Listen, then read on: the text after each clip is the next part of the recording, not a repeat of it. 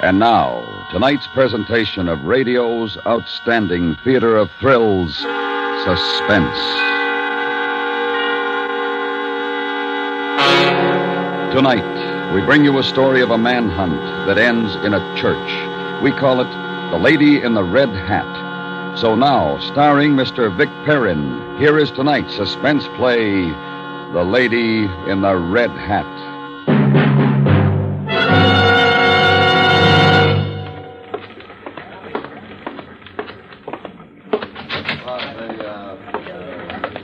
Hello, Mitch. Come in, sit down.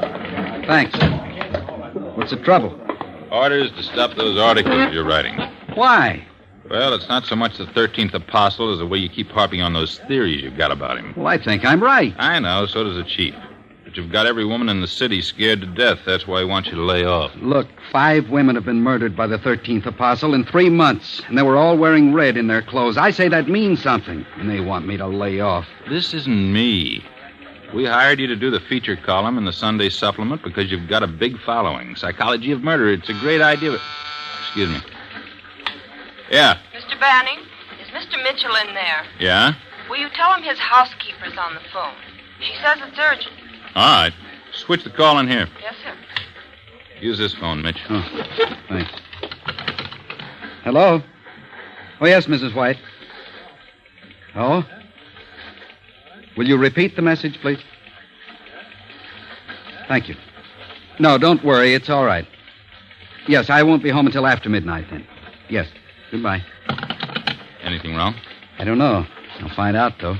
An anonymous note slipped under my door. Somebody wants me to meet the Avenger at midnight.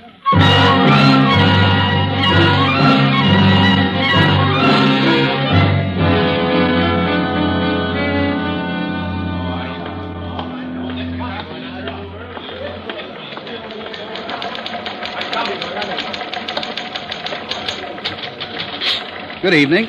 Oh, hi, Mick. I thought you were going to wait downstairs. I was, but Banning wanted to see me. Naylor called him. The police department wants me to stop my articles. Why? No, I'll tell you while we're eating. Did they say anything about my stuff? No, yours is straight reporting. It's theorizing they object to. Maybe I'm getting too close. Have you written anything on last night's murder? I'd like to read it. I won't be writing it now. But if I did, I know what I'd say. Have you got something new, Mitch? Something new? Maybe. I don't know yet.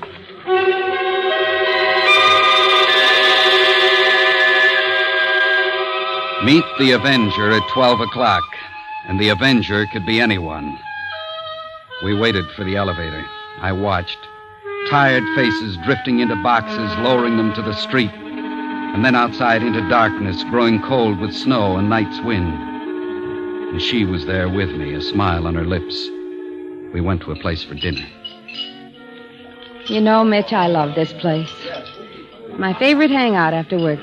Well, that's why I brought you here. Though I was beginning to wonder why you've been so quiet.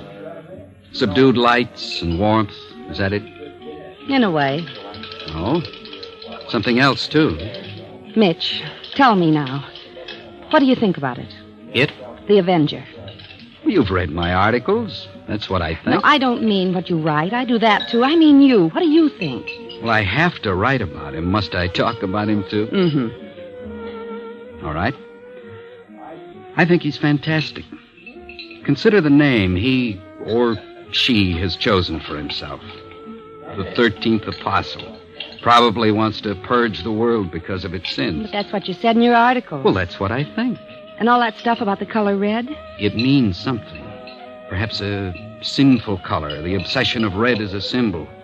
There's a tie-up. Listen, I want to tell you something. Something big. A story? Can I have another drink? Oh, I'm sorry. Mario? Coming, sir. I got an anonymous note this morning. A note?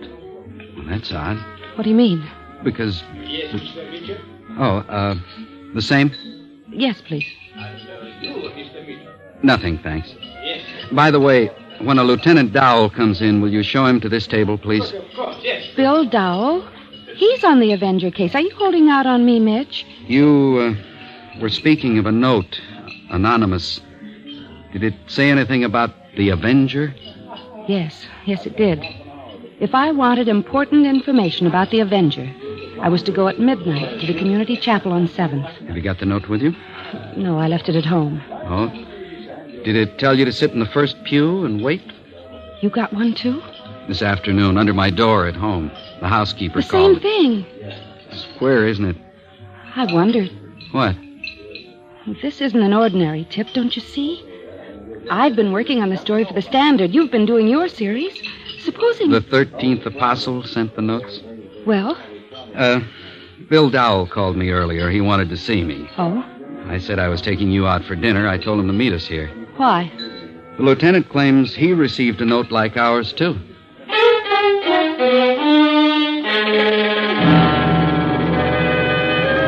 Could she be the one? Or Dowell? Millions of people in a city, and the person next to you a killer? You just couldn't believe it was someone you knew. Was that then the ultimate stimulation? To kill a stranger was not enough. Now seek out the danger, the extreme risk. Because there was emotion here. Emotion of friendship. That was different. And who might it be? The girl on the newspaper? Or the policeman? Are you being stubborn because you're a policeman or because you're just pig-headed, Lieutenant? Jeannie, you're a reporter. Too much imagination. I still think it's a crackpot gag. Then why did you come? Well, because Mitch and I have been working together on this, because we're all friends. I'm not taking any chances. There have been 5 murders already. She makes sense, though, Bill. 3 of us, all vitally interested in the case. It'd be very flattering to him if we turned up at the chapel at midnight. I'll be there, I can tell you that. I don't like it. He might be after one of us. Maybe you, Jeannie. Maybe he doesn't like some of the stuff you've been writing about him. Maybe me. Maybe. Or me. I'm the cop who's chasing him. Yes, I don't imagine he's particularly fond of you, Bill. Well, why not surround the chapel? No, mind you, I still think it's a crank note, but if it isn't, this baby's too smart. If he sees anything wrong, he'll get away. Well, you've used police cordons before to get a killer. There must be enough buildings around to hide I'm still him. not taking any chances. I think Billy wants all the credit for a dramatic I'd have to capture. share it with Mitch anyway. And me. You're going home. Oh, that's what you think. I'm on that list. I want to be there when something happens.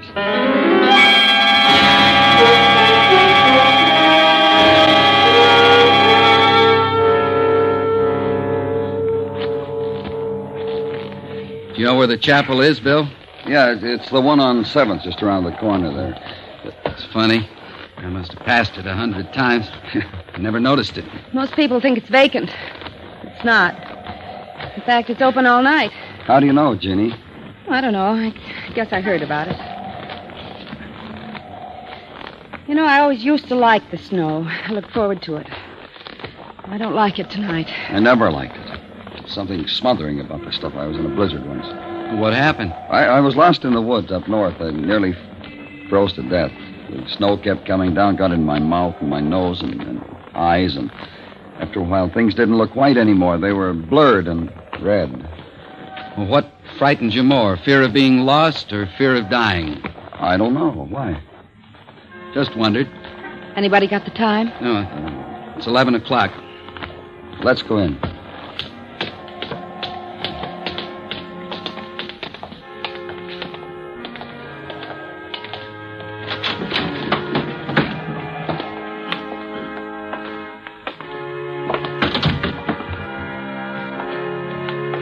Funny. What is? If one of us were killed here. I'm going to have a look around. Check any side doors. All right. You stay here. Yeah. The music's nice. There's the organist up there. You see him? Have you ever noticed how, even in an empty place like this, one speaks softly? Yes. I wonder why it's always so quiet. I wonder. Why are you looking at me like that? Was I? Yes. Why? Perhaps I was thinking how strange it'd be if one of us were the 13th apostle.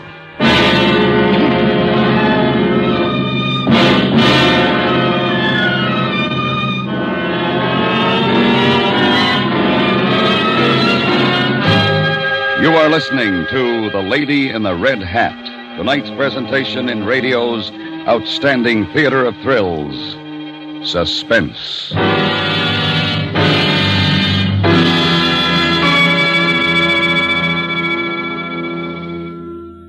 Every Saturday night over most of these same stations, CBS Radio picks up the threads of a startling story of people who call the police, and often of people who call on police and the other way around, working out of 21st Precinct. There's fast-moving drama and an intimate glimpse into the human side of police work. Saturday nights on CBS Radio, when you're invited to hear the 21st Precinct.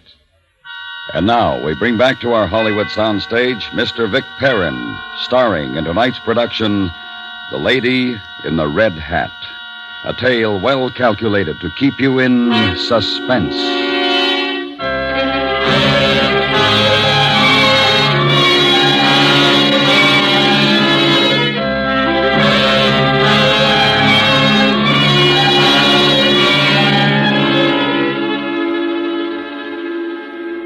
One of us? The Avenger? Oh, Mitch. Well, it has to be someone. I believe you're serious. I am. We've all been on the case since the first death. Perhaps one of us enjoys the publicity, the thrill of killing. Are you trying to frighten me? No. I don't like this place. Better go home, and... What, jitters, Jeannie? What did you find, Bill? One side exit, that's all. We can see it from the front view. What's the time? About 11:15. Oh, I'm cold. Wonder if we could get some coffee. There's a place in the corner. I'll get it. You two stay here. How do you like yours? Just black. Same, Bill. Right. I'll be back in 5 minutes. Take it easy, Jeannie. It's not 12 yet. You want to sit down? Up in the front? No, not yet. All right, here then. Mitch, you weren't serious, were you? Yes. Mitch. Well, you've read my articles. I've theorized about the apostle. The analysis could fit any one of us. Me? Well, why not? You're fairly strong. You could have done it. You like excitement, danger. You've often said you don't get along with women. You never have. That doesn't mean It could be you. Or you. Or Bill. Yes, now I've thought about him. It wouldn't be difficult for him to kill and get away with it. Easier than most people because he's a policeman. And you? Perhaps I'm in love. In love with a girl I can never have. And because of that, I hate all women. It's funny. I never thought of you in love. Why not? Because you're so alone. I don't know.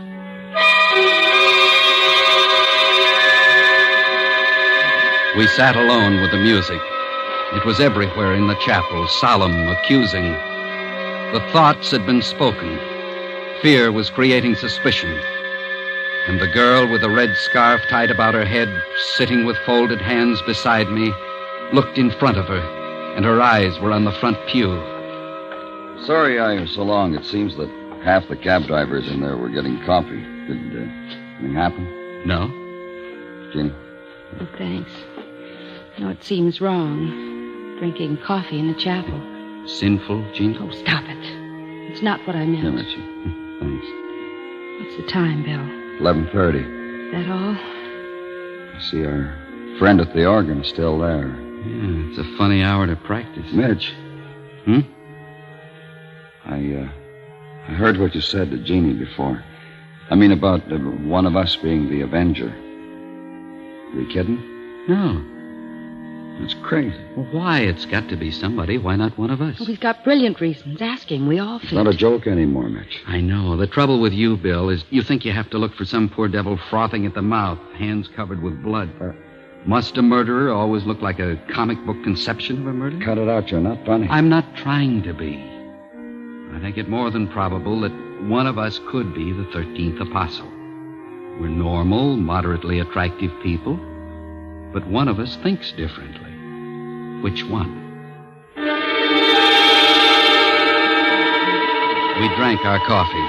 There was an animal awareness now, each of us watching the other, cautious, wondering. We spoke of Christmas, of sailing, of next year's Dodgers. We spoke of everything but the 13th apostle and of 12 o'clock. Look, there's been a lot of crazy talk tonight. Mitch, you started it. Now let's get things out. All right, I Bill. still think those notes we got were from a crackpot. But it's my job to investigate. I've gone along with the gag, Mitch, but this is serious. This talk about Jeannie or me or you... If you think it's a gag, why bother about What's it? the matter with you, Mitch? Why don't you stop? I'm sorry. Let's forget it. We'll leave Bill to sit it out, and I'll take you I home. wish you would. No, I'm staying. What? I hadn't figured on that. Oh. The lights. There's only one up there now. The organist must have turned the others out. It'd be hard to see anyone coming in from the front view. Well? I'm going to take a look. I'll see if I can find a janitor. No. You're not afraid to be alone with me, are you? Don't be an idiot. If anyone comes in, stay in the shadows. It's nearly 12. You might as well get in your places. I'll be right back. I guess we better. The front pew? Yeah, those were the instructions.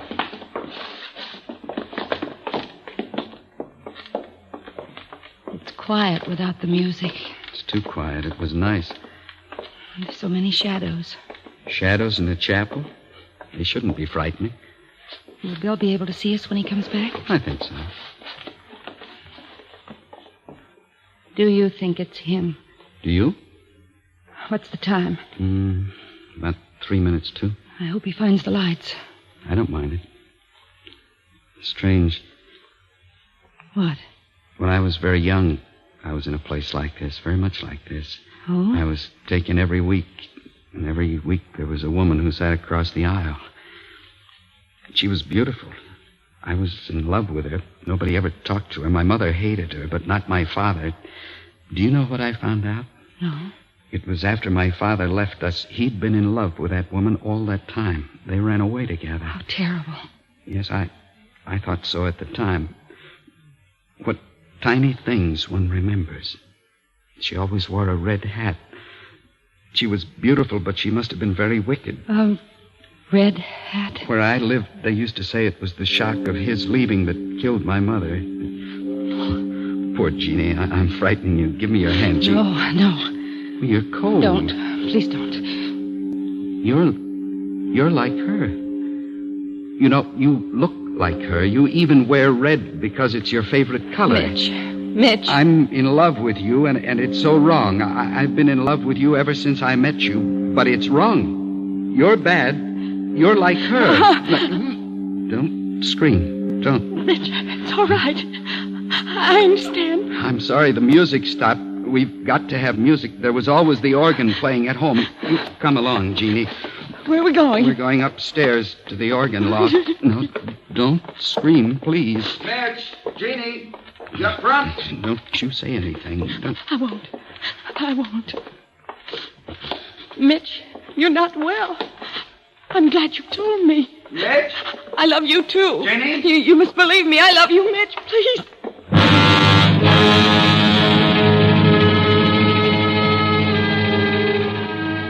She was clever, trying to win me over with talk of love. I wasn't going to take any chances with her. We went up the narrow stairs to where the organ was. I closed the door behind us.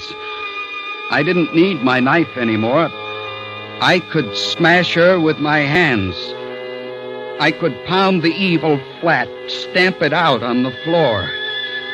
The other 5 were bad. They'd sinned, but she was like the woman at home, the woman in the red hat. And I knew what had to be done with her. I'd known it from the day I'd met her.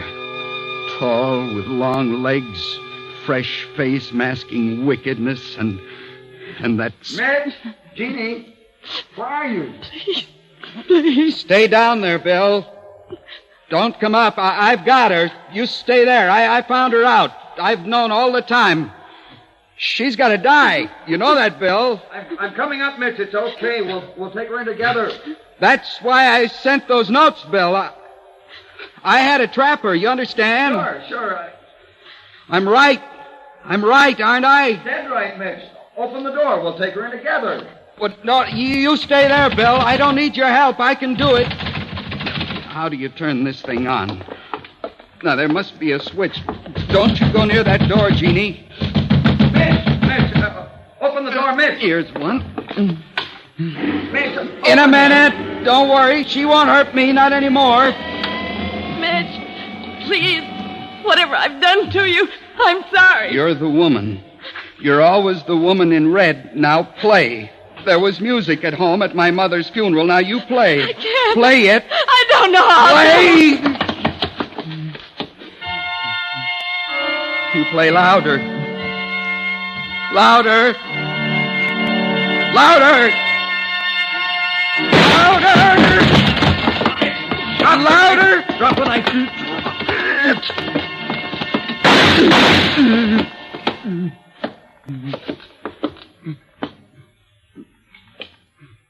Bill? Bill?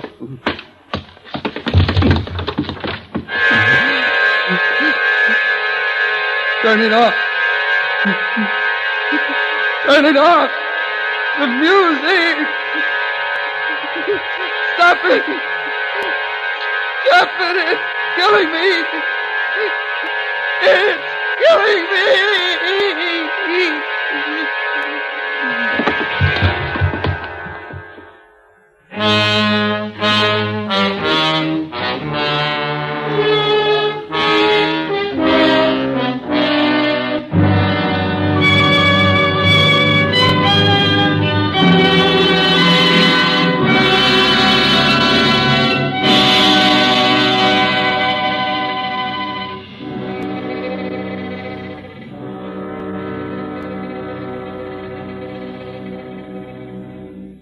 Suspense, in which Mr. Vic Perrin starred in tonight's presentation of The Lady in the Red Hat. Next week, the story of a killer and the family which he held in a night of fear. We call it Strange for a Killer.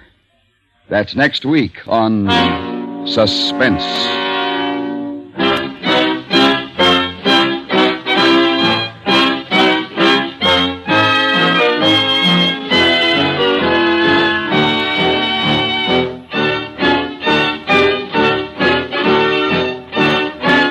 Suspense is produced and directed by Anthony Ellis. Tonight's script was written by Clock Daly. The music was composed by René Garrigan and conducted by Wilbur Hatch. Featured in the cast were Virginia Gregg, Larry Thor, Barney Phillips, Jack Carroll, and Jenny Stevens. In this second half of the 20th century, war could happen in a hurry.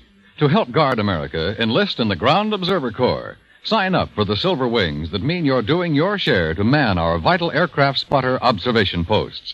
Write or telephone your nearest Civil Defense Center and volunteer.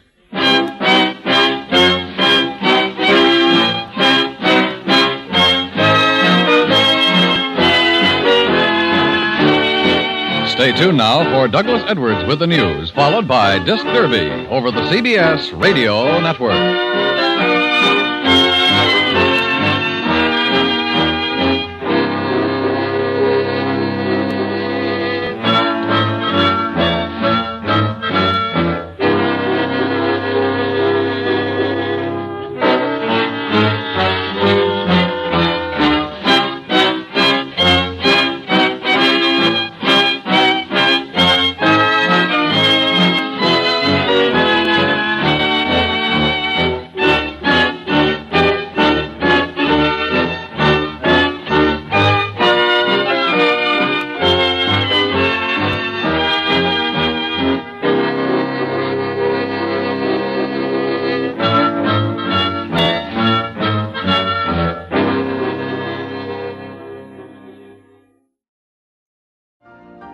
You've been listening to the OTR Gold Network. Find more classic radio at otrgold.com.